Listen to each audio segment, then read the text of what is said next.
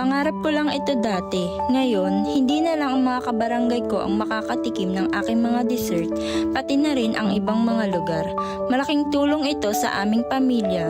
Tara po't tikman ninyo ang aming matamis na dessert dito sa Kitang Kita.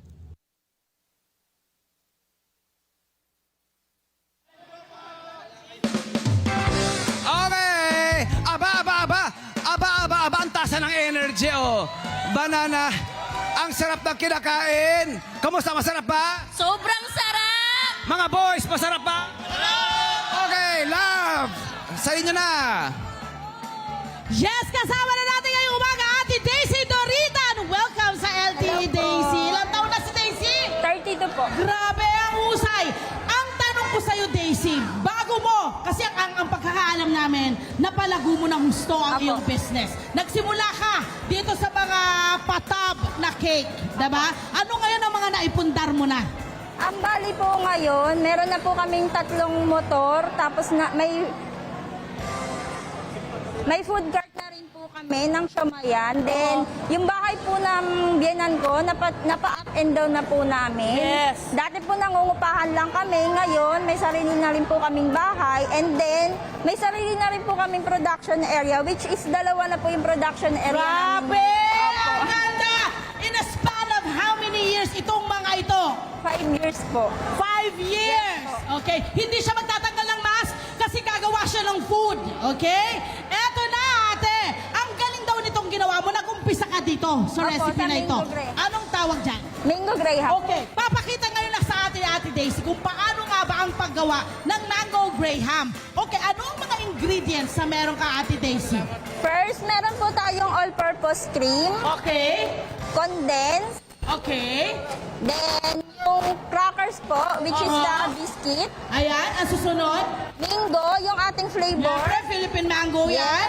Sweet mango po dapat para hindi po maasiman yung mga customers natin. Okay. Then crushed graham po. Ayan, okay. Ano po muna yung gagawin? First po, ilalagay po natin yung cream sa mixing bowl. Okay, hawakan ko papunta Okay, doon sige para po. makita ng ating mga kabarangay. Sarap! Paano ginagawa mo. Yes. Ang sarap Ayan, yan. ang susunod po dyan ay ano, Ate Daisy? Sunod po natin yung condensed po natin. Condensed milk. Yes, wag po nating damihan, iwas diabetes po. Iwas ano, tamang-tamang paktamis lang ang may gusto Yes. natin. Okay, ang susunod natin dyan ay... Halu-haluin lang po natin siya until ma-well combine po. Much better po kung may handmix po kayo sa mga bahay nyo para Mag-double yung size mag-double yung niyan. size Yun yung niyan. purpose Yes. nun. Okay. Then Ang susunod naglalagay dyan? po tayo ng sliced mango for flavoring po. Okay.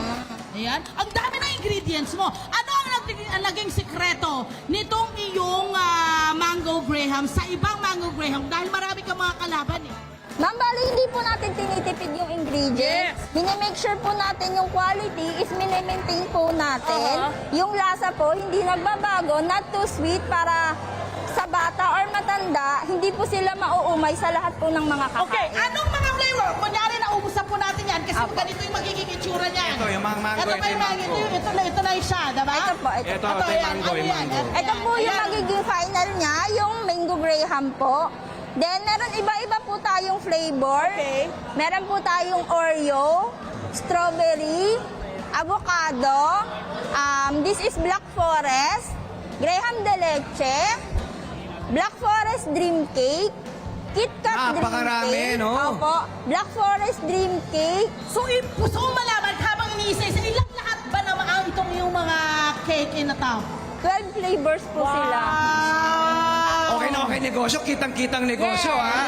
Ito ba nakikita mo, lifetime na to? Forever na negosyo mo? Yes po, kasi po wala na po kaming trabaho pareho nung asawa ko. Go for it! Bale, ito na po yung bread and butter namin. Yung buong Love Tony Bell.